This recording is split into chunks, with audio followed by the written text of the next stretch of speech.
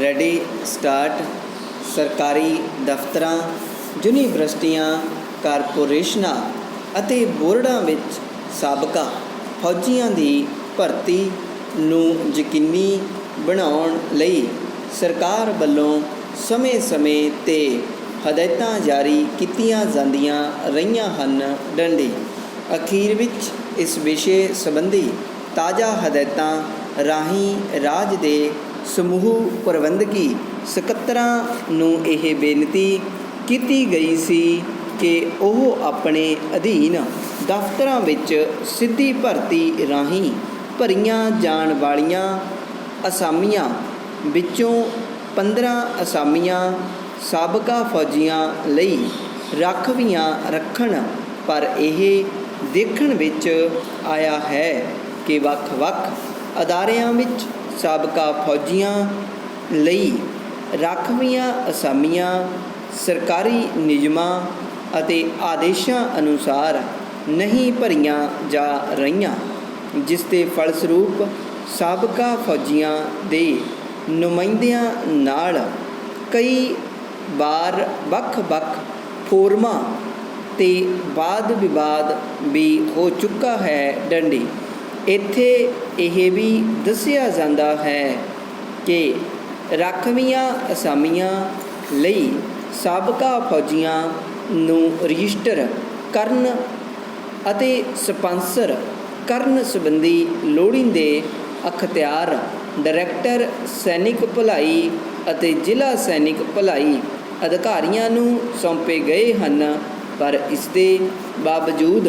ਸਾਬਕਾ ਫੌਜੀਆਂ ਲਈ ਰਾਖਵੀਆਂ ਅਸਾਮੀਆਂ ਦੀ ਭਰਤੀ ਸਮੇਂ ਵੱਖ-ਵੱਖ ਵਿਭਾਗਾਂ ਵੱਲੋਂ ਸਪਾਂਸਰਕਰਤਾ ਅਧਿਕਾਰੀਆਂ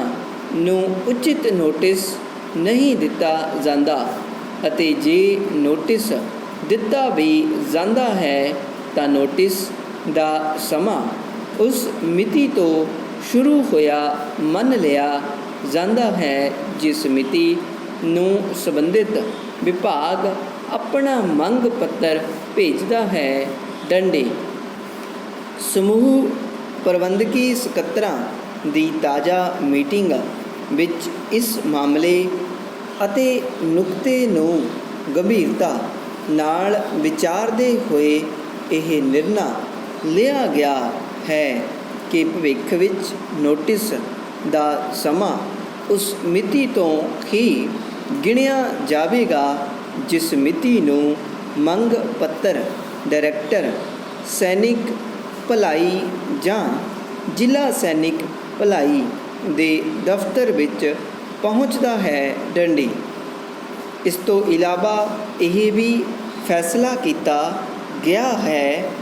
ਕਿ ਸਰਕਾਰ ਦੇ ਵੱਖ-ਵੱਖ ਦਫ਼ਤਰਾਂ, ਅੱਧ ਸਰਕਾਰੀ ਸੰਗਠਨਾਂ, ਬੋਰਡਾਂ ਤੇ ਯੂਨੀਵਰਸਿਟੀਆਂ ਵਿੱਚ ਸਾਬਕਾ ਫੌਜੀਆਂ ਦੀ ਭਰਤੀ ਵਿੱਚ ਰਿਜ਼ਰਵੇਸ਼ਨ ਪਾਲਿਸੀ ਨੂੰ ਯਕੀਨੀ ਬਣਾਉਣ ਦਾ ਕਾਰਜ ਸਮਾਜ ਭਲਾਈ ਵਿਭਾਗ ਨੂੰ ਸੌਂਪਿਆ ਗਿਆ ਹੈ, ਜਿਹੜਾ ਕਿ ਸਮੇਂ-ਸਮੇਂ 'ਤੇ ਦਫ਼ਤਰਾਂ ਦੀ ਪੜਤਾਲ ਉਪਰੰਤ ਲੋੜੀਂਦੀ ਰਿਪੋਰਟ ਡਾਇਰੈਕਟਰ ਸੈਨਿਕ ਵੈਲਫੇਅਰ ਵਿਭਾਗ ਪੰਜਾਬ ਨੂੰ ਭੇਜਿਆ ਕਰੇਗਾ। ਡੰਡੀ ਇਸ ਤਰ੍ਹਾਂ ਸਰਕਾਰ ਦੀਆਂ ਹਦਾਇਤਾਂ ਨੂੰ ਇੱਕ ਵਾਰ ਫਿਰ ਆਪ ਜੀ ਦੇ ਨਿੱਜੀ ਧਿਆਨ ਵਿੱਚ ਲਿਆਉਂਦਾ ਹੋਇਆ ਲਿਖਦਾ ਹਾਂ ਕਿ ਸਾਬਕਾ ਫੌਜੀਆਂ ਦੀ ਸਿੱਧੀ